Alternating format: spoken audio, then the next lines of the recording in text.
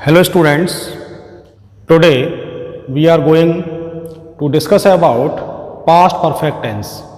As you all know students, in Hindi के sense में इसमें चुका था, चुकी थी, चुके थे, लिया था, दिया था, किया था, आया था, गया था, इस तरह के वर्ड्स आते हैं और इन सेंटेंसेस को पढ़ के ऐसा लगता है कि काम पास्ट में कंप्लीट हो चुका था। तो शुरू करते हैं। इसमें जो परफेक्ट कोई सा भी हो स्टूडेंट्स, परफेक्ट में हमेशा मेन वर्ब की थर्ड फॉर्म आती है। ये आपको पहले ही बताया जा चुका है। प्रेजेंट परफेक्ट हो, पास्ट परफेक्ट हो या फ्यूचर परफेक्ट, परफेक्ट कोई सा भी हो, मेन वर्ब की थर्ड फॉर्म का यूज़ करते हैं। इसमें जो स्ट्रक्चर होता है वो देख लेते हैं। एफर्मेटिव का स्ट्रक्चर होता है स्टूडेंट्स, सबसे पहले सब्जेक्ट आता है। सब्जेक्ट के बाद इसमें जो हेल्पिंग वर्ब है वो हैड यूज होती है। सिंगुलर सब्जेक्ट हो तब भी हेल्पिंग वर्ब हैड लगाते हैं और प्लूरल सब्जेक्ट होता है तब भी हैड लगाते हैं। इसके बाद मेन वर्ब की थर्ड फॉर्म का इसमें यूज करते हैं। मेन वर्ब की थर्ड फॉर्म या पास्ट पार्टिसिपल फॉर्म, बात एक ही है। इसके बाद हम इसमें ऑब्जेक्ट और लास्ट में full stop. For example, he had completed his homework.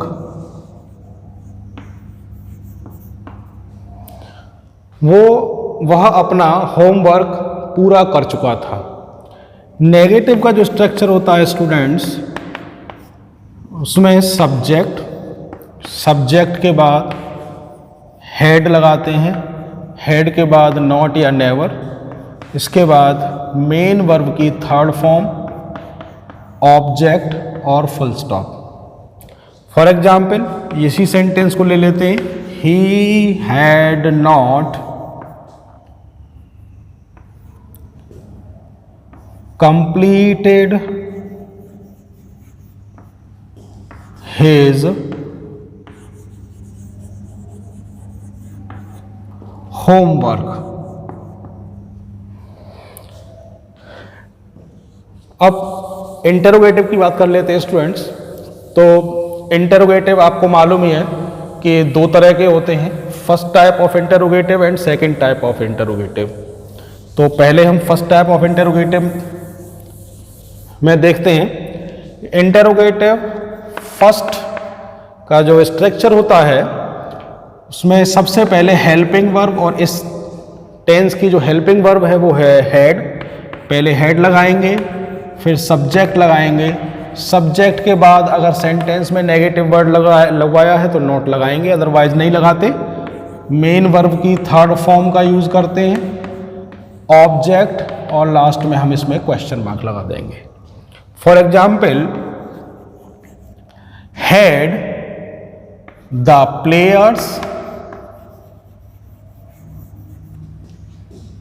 अगर नॉट है तो यहां प्लेयर्स के बाद लगाएंगे नॉट प्लेड फुटबॉल। नेक्स्ट आएंगे इंटरोगेटिव सेकंड। इंटरोगेटिव सेकंड आपको मालूम ही है, ये क्वेश्चन वर्ड से शुरू होते हैं। इसमें क्वेश्चन वर्ड लगाना होता है। क्वेश्चन वर्ड के बाद हम हैड लगाते हैं, हैड के बाद सब्जेक्ट, सब्जेक्ट के बाद अगर नॉट की ज़रूरत हो तो नॉट के बाद मेन वर्ब की थर्ड फॉर्म, ऑब्जेक्ट, और लास्ट में क्वेश्चन मार्क। फॉर एग्जाम्पल, इसी सेंटेंस को अगर हमें डबल इंटरोगेटिव में फॉर्म करना हो और ब्रैकेट में लिखा हुआ हो वेयर, मान लीजिए वेयर लिखा हुआ आ गया कि वेयर आपको यूज करते हुए इसको बनाना है, तो क्या लगाएंगे? सबसे पहले इसमें वेयर लगाएंगे। Where had the players not played football, question. Okay students, इसके बाद ये तो हुए सिंपल सेंटेंसेस। इसके बाद हम बात कर लेते हैं कॉम्प्लेक्स सेंटेंसेस के बारे में। कॉम्प्लेक्स सेंटेंस वो होते हैं स्टूडेंट्स जिसमें एक के बाद दूसरा काम हो रहा होता है, यानी एक सेंटेंस में दो क्लॉजेज आती हैं और एक के बाद दूसरा काम उसमें हो रहा होता है। फॉर एग्जाम्पल काम दूसरा कैसे होगा, मान लीजिए एग्जाम्पल एक हम पहले लिख लेते हैं इसमें कि मेरे घर आने से पहले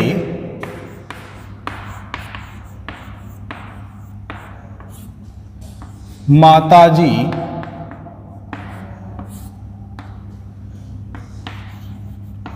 खाना पका चुकी थी।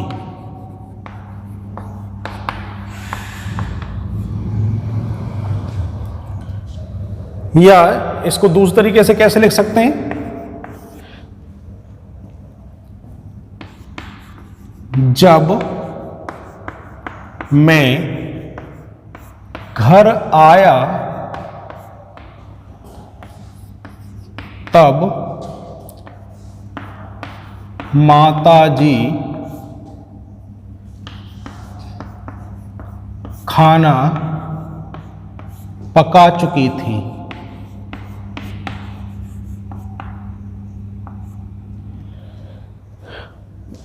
इन सेंटेंस में स्टूडेंट्स एक के बाद दूसरा काम हो रहा है। एक काम क्या हो रहा है इसमें, एक सेंटेंस में मैं घर आया हूं, दूसरे सेंटेंस में इसमें क्या हो रहा है कि माताजी खाना पका चुकी थी।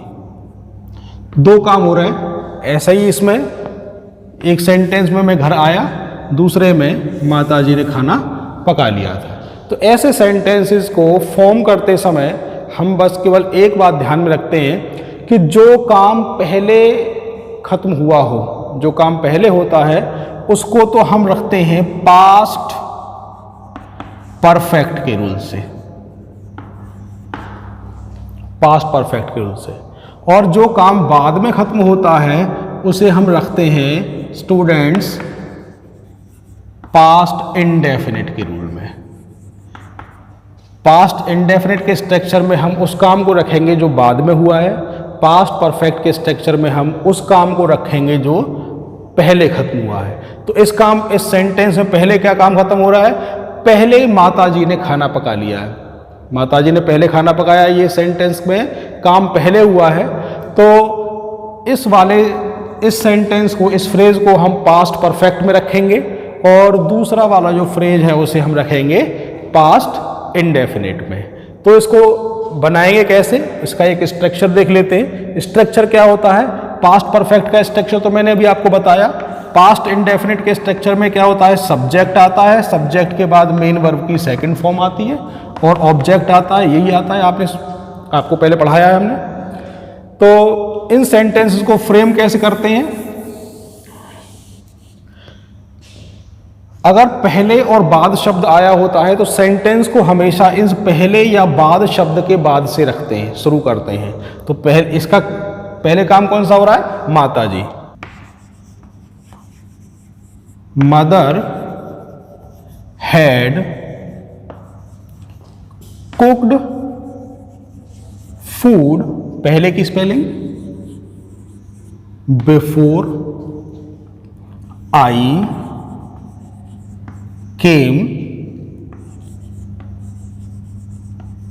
Home. Mother had cooked food before I came home. तो ये पास्ट परफेक्ट का हो गया और ये पास्ट इंडेफिनिट का, क्योंकि इसमें सेकंड फॉर्म आई। ठीक है, अगर हमें इस तरह के सेंटेंस को फ्रेम करना हो तो क्या करते हैं, पहले हम इस फ्रेज को बनाएंगे। ये बनाएंगे, when I came home, when I came home. फिर इसमें पहले फ्रेज के बाद हम इसमें कॉमा लगाएंगे और फिर लिखेंगे मदर हैड कुक्ड फूड। तो इस तरह के सेंटेंस स्टूडेंट्स हम इस तरह से फ्रेम करते हैं। आगे एक दो सेंटेंस और देख लेते हैं। तो मैं पहले इसका एक आपको इजी पड़ेगा, मैं स्ट्रक्चर लिख के समझा देता हूँ। स्ट्रक्चर में आप ध्यान से समझेंगे।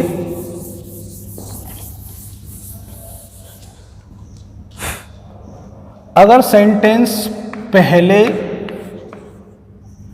पहले शब्द से जुड़ा हुआ हो, तो सेंटेंस में अगर पहले आया हो तो पहले का आपको मालूम ही है, पहले को कहते हैं बिफोर। पहले को क्या बोलते हैं? बिफोर। अगर पहले शब्द से दो क्लॉजेज या दो सेंटेंसेस जुड़े हुए हों तो स्ट्रक्चर क्या होता है, यानी सेंटेंस को हम शुरू करते हैं पहले या बाद शब्द के बाद से, तो स्ट्रक्चर बनेगा इसका सबसे पहले सब्जेक्ट वन के बाद इसमें हेड लगाते हैं। अगर सेंटेंस में नेगेटिव वर्ड है तो यहाँ पे नॉट लगा देंगे। अगर इंटेरोगेटिव होगा तो हेड को सब्जेक्ट से पहले रख लेंगे। इसके बाद इसमें मेन वर्ब की थर्ड फॉर्म लगाएंगे और ऑब्जेक्ट वन, यानी पहले सेंटेंस का सब्जेक्ट वन और पहले ही सब्जेक्ट का सेंटेंस का ऑब्जेक्ट वन। इसके बाद हम यहाँ पे लिखेंगे बिफोर मतलब पहले की स्पेलिंग। इसके बाद हम सेंटेंस का सब्जेक्ट टू और सब्जेक्ट टू के बाद मेन वर्ब की सेकंड फॉर्म और मेन वर्ब की सेकंड फॉर्म के बाद ऑब्जेक्ट टू लगा के फुल स्टॉप लगा देंगे। एक एग्जाम्पल फिर से और देख लेते हैं।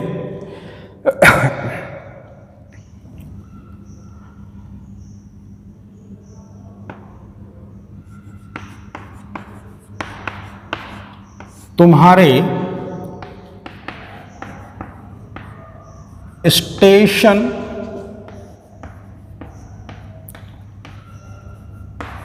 पहुंचने से पहले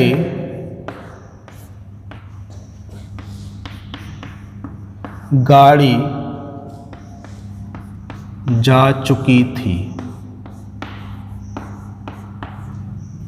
तो पहले शब्द के बाद में क्या है? गाड़ी जा चुकी थी। ये काम पहले हुआ, यानी पहले गाड़ी चली गई है, स्टेशन तुम बाद में पहुंचे हो। तो गाड़ी जा चुकी थी तो क्या लिखेंगे? The train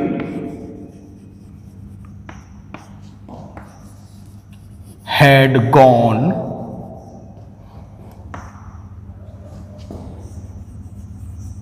from the station.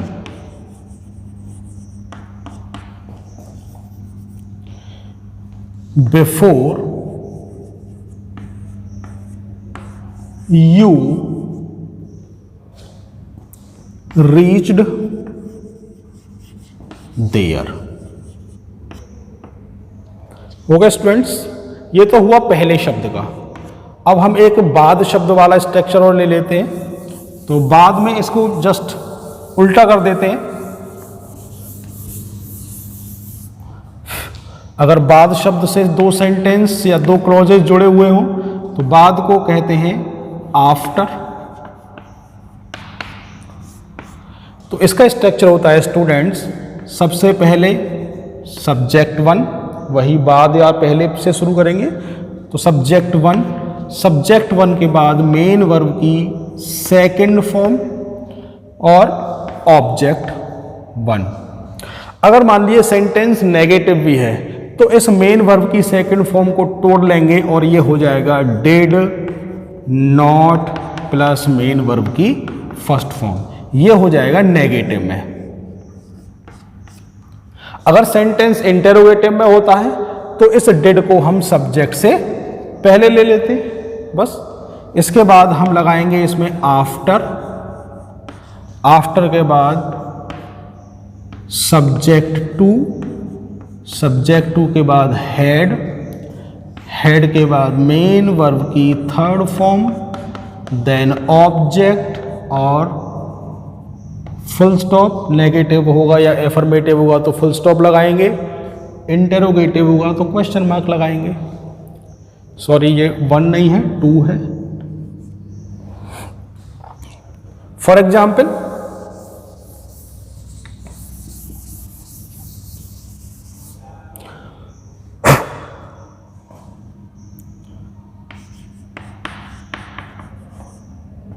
माताजी के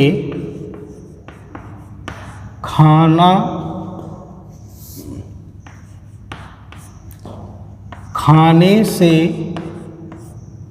खाने के बाद,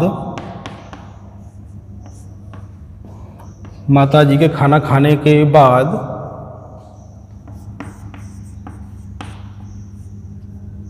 पिताजी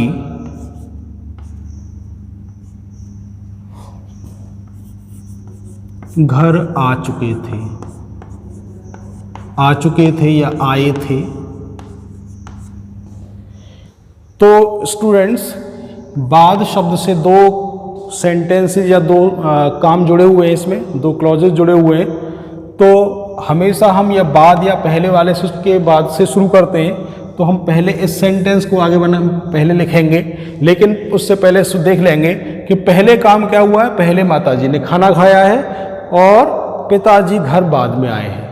तो जो पहले काम होता है वो आपको याद रखना है कि पहले होने वाले काम को हम पास्ट परफेक्ट के रूल से स्ट्रक्चर में लिखते हैं, और बाद में होने वाले काम को हम पास्ट इंडेफिनिट में। तो बाद में कौन सा काम हुआ है पास्ट इंडेफिनिट वाले, तो पिताजी यानी कि फादर